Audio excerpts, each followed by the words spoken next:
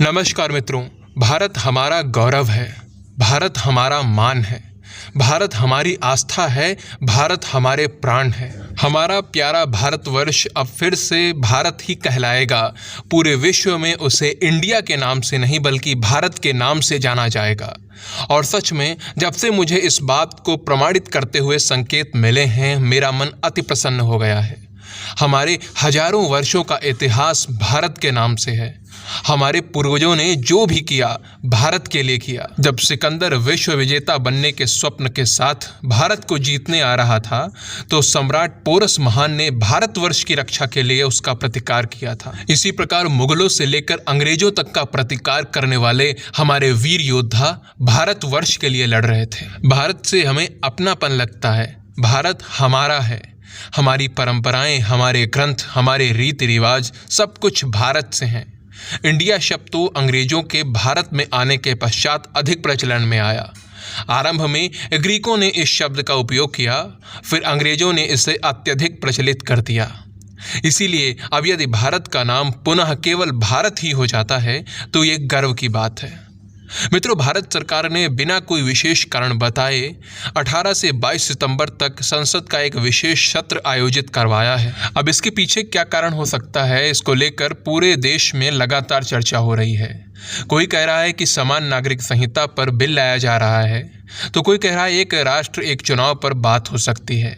वैसे एक राष्ट्र एक चुनाव या वन नेशन वन इलेक्शन पर सरकार ने पूर्व राष्ट्रपति रामनाथ कोविंद जी की अध्यक्षता में एक कमेटी भी गठित कर दी है, तो ये तो होगा ही। लेकिन संसद सत्र बुलाए जाने का कारण अब जो प्रमाणों के साथ स्पष्ट हो चुका है, वो है हमारे महान राष्ट्र भारतवर्ष का नाम अब इंडिया नहीं रहेगा, बल्कि पूरे विश्व में अब इसे केवल एक ही नाम भारत से जाना जाएगा। संविधान के प्रथम अनुच्छेद से लेकर जहां जहां भी इंडिया शब्द का उपयोग किया गया है, उसे परिवर्तित कर अब भारत ही कर दिया जाएगा। और ऐसा ही होगा, इस बात का सबसे बड़ा संकेत मिला है राष्ट्रपति द्रौपदी मुर्मू जी के द्वारा G20 के राष्ट्राध्यक्षों को रात्रि भोज के लिए भेजे गए निमंत्रण पत्र से। यहाँ पर उनका संबोधन प्रेसिडेंट ऑफ इंडिया के रूप में न होकर प्रेसिडेंट ऑफ भारत के रूप में किया गया है, और ये प्रथम बार है। इससे बहुत सी बातें स्पष्ट हो जाती हैं। मित्रों, हमारे पड़ोसी देश श्रीलंका और म्यांमार भी हमसे पहले अपना नाम परिवर्तित कर चुके हैं।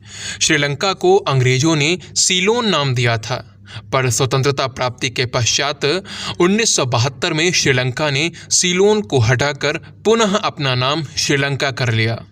उसी प्रकार म्यांमार ने भी अंग्रेजों के दिए हुए नाम बर्मा को परिवर्तित करके 1989 में पुनः अपना नाम म्यांमार कर लिया।